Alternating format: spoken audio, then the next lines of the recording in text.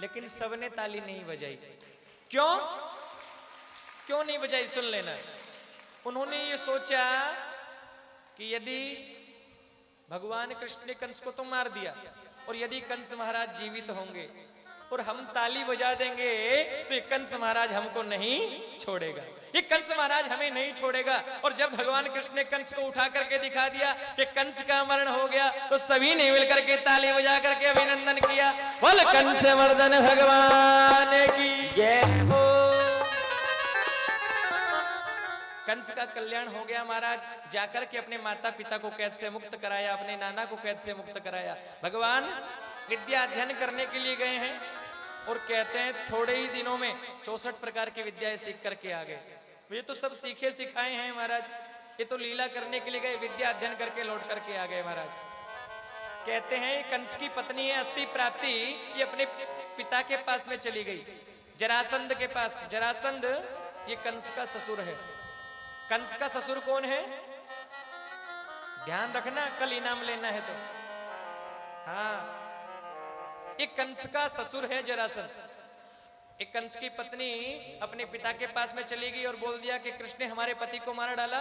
जरासंध ने भगवान कृष्ण की नगरी मथुरा पर आक्रमण किया, लेकिन हार करके चला गया।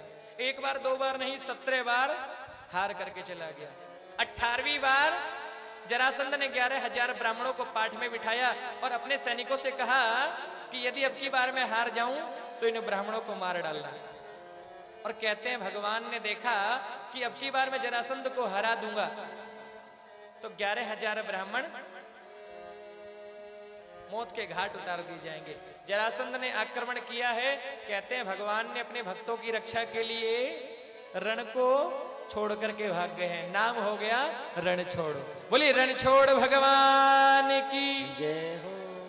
लिखा है, शास्त्रों की मर्यादा है कि क्षत्रिय को रण को छोड़ के नहीं भागना चाहिए, क्योंकि लिखा कि बेटा वह मर जावे जो कुल में दाग लगावे, कि बेटा वह मर जावे जो कुल में दाग लगावे, और बेटी वह मर जावे जो पर घर हंसी करावे, और मित्र वह मर जावे जो विपत्ति में काम न आवे, और क्षत्रिय वह मर जावे जो रण में पीठ दिखावे। लेकिन भगवान अपने भक्त की रक्षा के लिए रण को छोड़ करके भाग गए।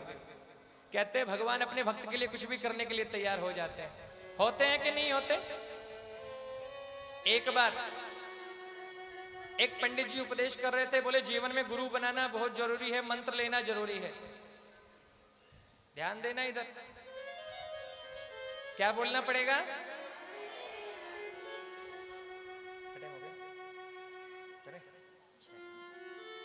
सुखदेव जी कहते हैं देखो राजन, भगवान श्री कृष्ण मथुरा को छोड़ करके आ गए। विश्वकर्मा जी ने द्वारिका के पास एक नगरी का निर्माण कर दिया। मथुरा वासी सोए थे मथुरा में, आंख खुली द्वारिका में, और सुबह उठ करके देखा द्वार कहां, उस नगरी का नाम हो गया द्वारिका। द्वारिका के राजा बन गए हैं, नाम हो गया, बोली द्वारिकाधीश भगवान की जय हो। भगवान के बड़े भाई हैं बलराम जी। कौन है? भगवान कृष्ण के बड़े भाई हैं बलराम जी। बलराम जी का विवाह रेवत राजा की पुत्री रेवती से हो गया। और कहते हैं भगवान का विवाह माता रुक्मिणी से हुआ।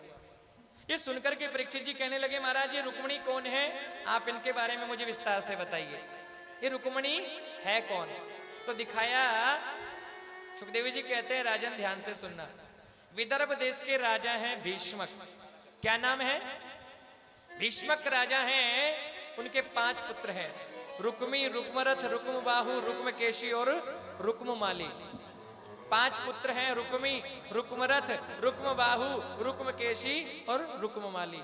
एक पुत्री है जिसका नाम है, कहते हैं जिस प्रकार बेटा घर में जरूरी है उस प्रकार बेटी का होना भी। हम बात कर रहे थे ना कि जिस घर में कन्या ना होती वो घर नहीं समझा जाता है, और जो कन्यादान नहीं करता वो पिता नहीं। महाराज पुत्री है रुक्मिणी।